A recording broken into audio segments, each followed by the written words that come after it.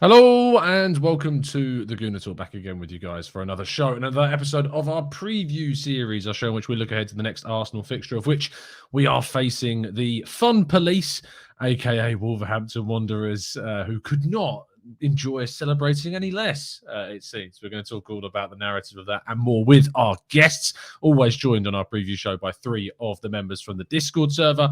How you doing, Tom? You all right? You good? You well? Yeah, I'm all good, thanks. How are you? Not bad, not bad. Tested negative today, so we are over the hill. That's good. Now, on the way down now, which is like, I mean, I say the way down. I never really was on the way up. It was pretty chill. I know you had it over New Year, didn't you? So yeah, well, I'm going to the Wolves game because it was postponed, and I had COVID at the time, so I was actually quietly happy that it was postponed, so I could actually go to it. So it was all right. Yeah. Yes, I missed the Brentford game, which I was supposed to go to. So you got lucky in that sense. I wasn't so lucky, unfortunately. We're also joined by Jordan. You all right, mate? How you doing? You good? I was good, man. Good stuff. No COVID on your end. I had it basically when everyone got it over Christmas break, you know? Right. Yeah, I do know. Yes, everybody I know pretty much got it over Christmas, which is unsurprising. Obviously, that's when the variant hit and all that. So all good stuff. And finally, making up our panel, making his debut on the show, courtesy of Vinny's pestering, it's Bobby. How you doing, mate? You good? Yeah, not bad. Thanks, Tom. You? Yes, not bad. I mean, Vinny does wear people down, doesn't he? And it just he's literally like my little minion at this point. Yeah. Lovely stuff. Well, good to have on the show, man. I look forward to having a chat about the game. Tom, though, we're going to start with you. We begin with the narrative, as I discussed before we came into the show, which is, of course, talking about the celebrations, the fireworks that need to go off, the knee-sliding celebrations in front of all the Wolves fans that need to take place. Bruno Lage speaking today saying, using the words, they did what they did, which kind of made it sound like a genuine crime, what we did at Wolves a couple of weeks ago. But how much do you think that's going to play into tomorrow's game?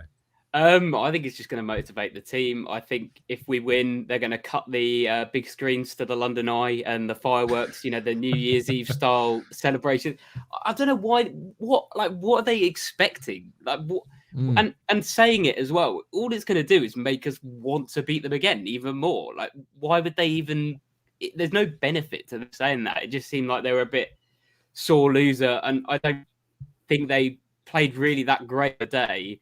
So maybe they were a bit, a little bit annoyed about the game and how it went. So more than actually us celebrating. But yeah, I just think it's going to motivate us. I don't know how much it'll play into it. I think it's good. The crowd are just going to, it's going to motivate the crowd, I think, a little bit more. And I think if a goal does go in the Wolves' end, I think there will be some, maybe taking your shirt and running straight in front, knee sliding, that kind of thing. I think we should go full on. We've got to go full throttle for this one. Yeah. We've got to actually score first, though, which is going to be the biggest challenge of the evening. There's a lot of irony in play if we don't manage to get anything. Jordan, do you think that Wolves are going to be motivated going into this? Are you fearful of the kind of the motive that they've got going into this game, the extra motivation that they have? I think we have to come ready for sure because they're going to come pumped. They're going to come ready. But I feel that we are too. And I want when we score a goal, I want us to do like a Wolves howl, it's kind of the irony. Yes, love that. The thing is, that's all I've heard all week, so it's been crazy. So I want us to come ready, and if we don't, they definitely will too. So yeah, I come prepared. Absolutely. Bobby, I mean, when you saw the celebrations from the Arsenal fans, not just the Arsenal fans, but the Arsenal players, and then saw the reaction from the Wolves players and manager and supporters and their social feeds tweeting out saying celebrating in the right way after they beat Wolves. That's what they published on social media. How did it make you feel as an Arsenal fan? Well, like I said, Tom, I was actually there last week because I live by the Molineux. Oh, nice. It's literally just over there. So for me, it was because I've never been with the away fans before. I've always been at home. I haven't been. First away game. Nice. Yeah, I was with the away fans, and honestly, the away fans did not give up cheering on the players at all. I think they just come over to celebrate because we were all celebrating ourselves. So for Neves to come out and say that, for me, was crazy because I didn't see it. I've been to a lot of matches. I haven't been for 20 years, but I've been to a lot of matches over I'm over, so I'm George Graham era, not Wenger era. Yeah. For me, it was normal. I don't see the problem with it. We won. We were a better team. Wolves weren't. I think Wolves are overrated, and I live here, and I've seen Wolves play a lot. I think they are very much overrated. Yeah. But yeah, I do hope we smack them, and we should have smacked them last week. If Martinelli stayed on, I think we would have smacked them badly. Yeah, that was the turning point of the game, wasn't it? When Martinelli got sent out. To be honest, for me, there was even a bigger turning point when Ødegaard came off and was subbed off. We kind of lost a little bit of control in the game when he came off the field. So I'm fingers crossed, hoping that we don't have to worry about that, because he stayed on for the whole game against Brentford at the weekend. I think there was a recognition that he is so important to how we play. Tom, let's focus on Arsenal then and get back to kind of where the main focus is. What seems to be the case is that we've got pretty much a fully fit squad. Martinelli returns from suspension. Tomiyasu should be back from his injury, and I know that all of us have therefore put Tomiyasu back into our teams. How big of a plus is that going to be for us on Thursday? A huge one, because he can deal with the counter attack of Wolves a lot better. Like Cedric, I don't think he's actually done that badly. He actually played well against Wolves, and I thought I had a look back at the game, and I thought Cedric put in a couple of good deliveries that someone should have been the end of. But he, defensively, he's not consistent enough, and Tomiyasu is going to be so much more composed, and I think he's quicker, and he can get back, and he can, no one's going to, he never rarely gets out tricked. So yeah, I think it's going to be a huge positive if he's back. Jordan, Thomas Partey and Granit Xhaka, their last 10 games they've started together, we've won 8 of them. Is that, someone asked me the question this morning, is that proving to be our most important partnership now in the team? Do you think that it is? I think it is, and it kind of stinks because I would really like Lokonga to get into the team, but the results show for themselves. Xhaka and Partey, they have a connection there where they know what each other's going to do, and they have that experience with each other, and also in their own personal careers that they know how to handle certain situations, and Lokonga is just not there yet. So I think that their duo, especially right now, how they're playing that 4-3-3, it's working very well right now. I feel that the team's very balanced. It's interesting talking and going through kind of the different areas of the team, Bobby, because the last area is arguably the position with the most variation and the most debate, because Lacazette is a striker that is not known for being prolific, and a lot of fans, and one of our panelists this evening has swapped him out, and we'll get onto that in a bit. I know that you stuck with him. Do you think it just simply makes sense at this point to stay with Lacazette, or are you tempted to change him out for a Martinelli? I was actually tempted to take him out for Pepe. To be honest, I think when I messaged you just about when you wanted the teams, I said I'll do some research, and I wanted to look into Pepe about what he did at Lille, because I know he scored a lot of goals at Lille, and I couldn't work out where from really. And Lacazette, for me, he stopped playing about a year ago. Yeah. And do you know what? I remember when we signed him, I was even excited when we signed him. But for some reason, we have the same problem with Chamakh. We had the same problem with Lacazette. We seem to sign these strikers and they just do not perform for us. And I don't understand it. I really don't. And I would personally give someone else. I'd even give Martinelli a shot. But I've not seen him as a striker. I know, but it's because I know Wolves' back line before it's even announced tomorrow. It's Kilman, Cody, and Seiss. Yeah. Martinelli is just going to get bullied off the ball by those three. Simple as that. And Lacazette, at least he has some strength. He has some, he'll probably fall over quite a lot, but at least he gives it a go. I hope he does leave, and I do hope he leaves this summer, and we start this new forward line that he wants to do. Arteta, not an Arteta fan, but whatever he wants to do, I will stick with it. On the Arsenal, nothing else. But yeah, I think it's got to be Lacazette, because Martinelli, I think he'd struggle against most defenders in the Premier League. That's the problem. Yeah, I think what we've seen is that Arsenal, of the teams chasing the top four, have the weakest forward options.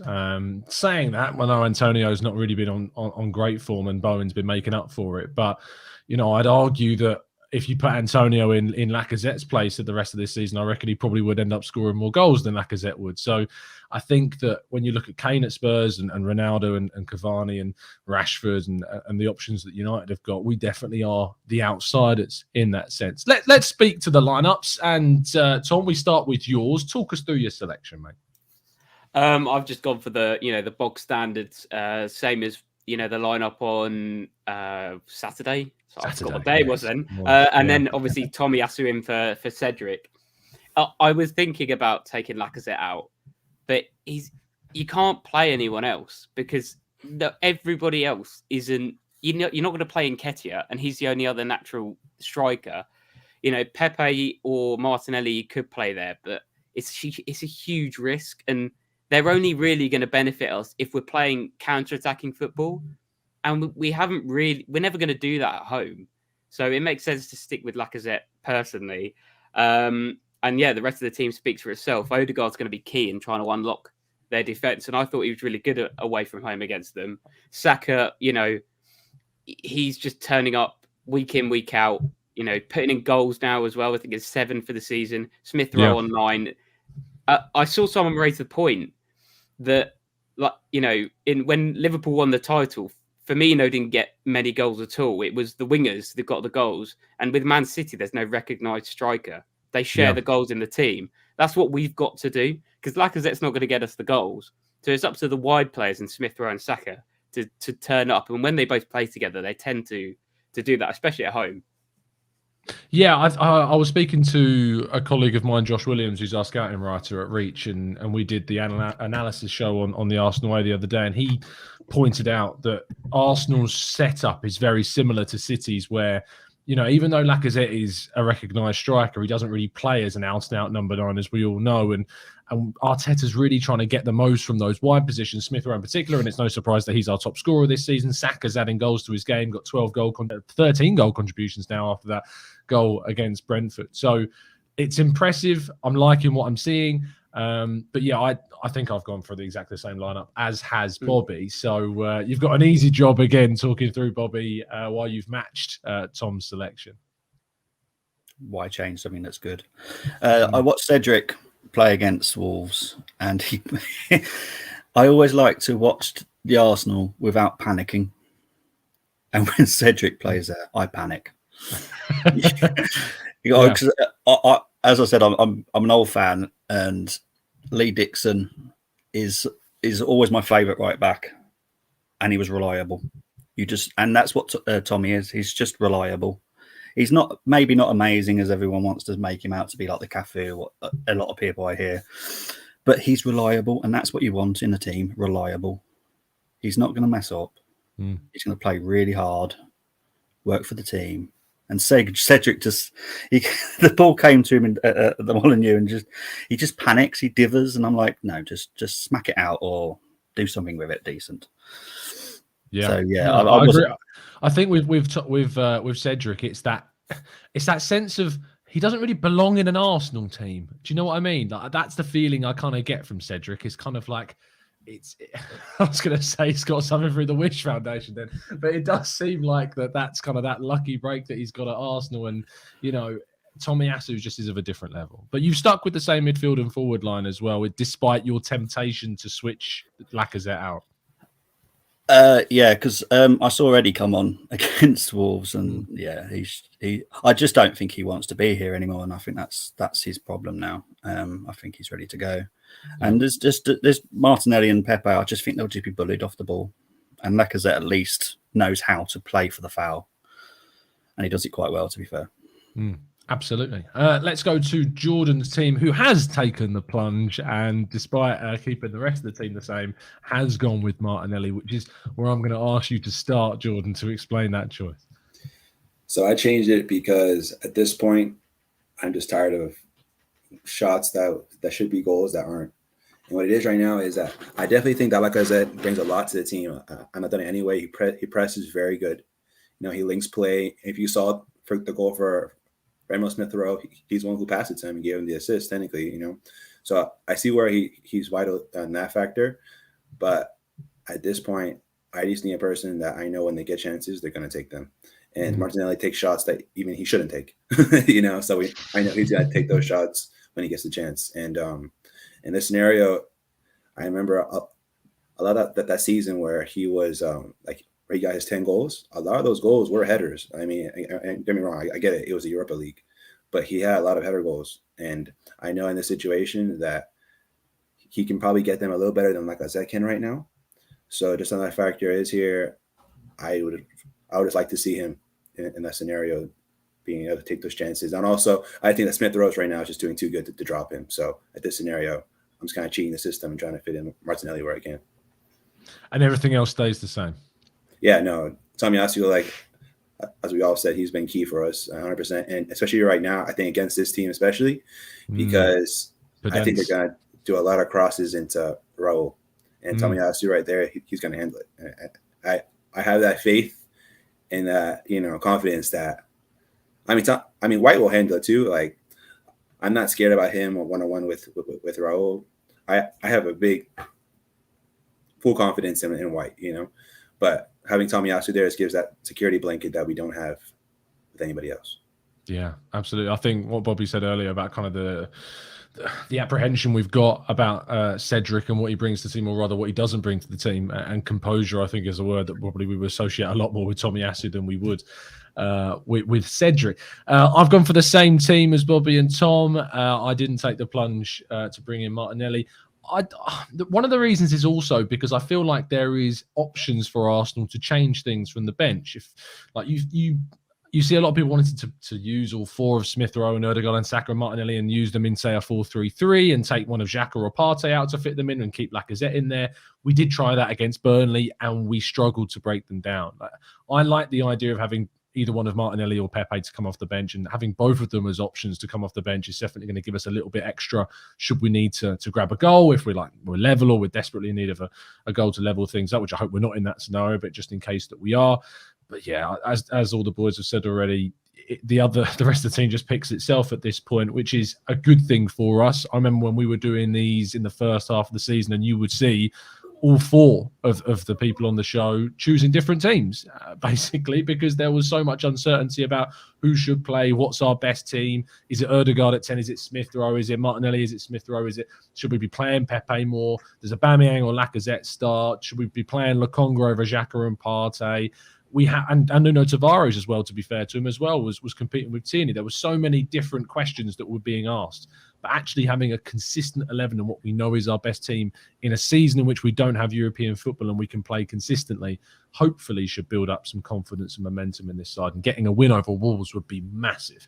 Let's go to the predictions. So chat box is your chance to get your predictions into the chat. We're going to start in reverse order. Bobby, prediction and scorers for me, please.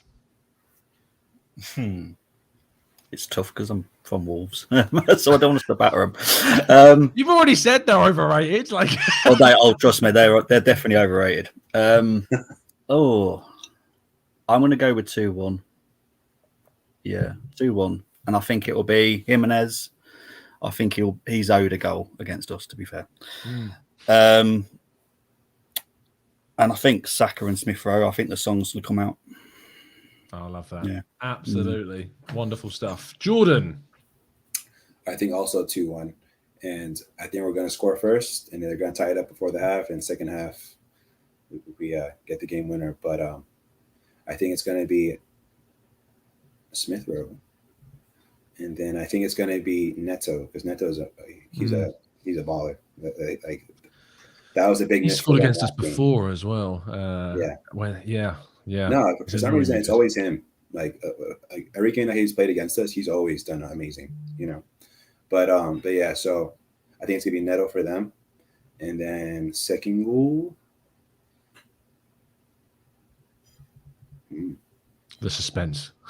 It's building. Martin Ødegaard. Oh, a fan favourite. Love that. So, yeah, lovely stuff. That'd be another really solid result and one we could celebrate about for sure. Tom, finish us off, mate. I'm going 2-0 I think Smith Rowe, it's just going to fall to him in the box and he's just going to bury it. And then I have a sneaking suspicion that Xhaka is going to get a long ranger. He's due. He always seems to get one every year. And I think he's due one this season. So I think he's going to just rip one from like 35 yards. We're going to see you popping up in the Discord server if he pops one in from 30 yards. That's for sure. 100%. Lovely stuff. I said 3-0 on Monday on the Arsenal Lounge, so I'm sticking with that. It is wildly optimistic. I'm very much well aware of that fact. But it would just be great to see a confident victory. So why not will it into existence? There's nothing wrong with that at all. Let's jump into the chat box. Good evening, everybody. Hope you're doing well. Drop a like on the video if you haven't done so already. Next Gen, who joined me earlier for our update on the Arsenal youth. If you haven't watched that yet with me and Kev, make sure you do. Saying 1-0 to the Arsenal. Temi going 2-0. Peter going with the 1-0 Arsenal and Saka to get the goal. Harvey agreeing with me, going for Ødegaard, Lacazette and Smith Rowe with the goals. Rancy Pumpkin going for 3-1. Ødegaard, Saka and Martinelli. Riley's going for 2-1. Laka, ESR, and agreeing with you, Jordan, with Neto getting the Wolves goal. Omar saying 2-1 win. Atleti are all over United at the moment, which makes my evening even more enjoyable. I'm just checking it's a 1-0 at the moment. So it is only the 21 minutes in at the time of we're watching it, though. And, of course, Joao Felix scores after all my criticisms in the morning show today. Wilson says 2-0 to the Arsenal. Tulip says 4-2 Arsenal. That would be a hell of a game to tune in for. Bruce says 3-0. And Luke Williams going for 2-0. Partey and Saka with the goals. Just to finish things off, I'd like to thank my guest chat box. If you could show them some love. Tom, thank you so much, mate, for coming on the show. It was a pleasure.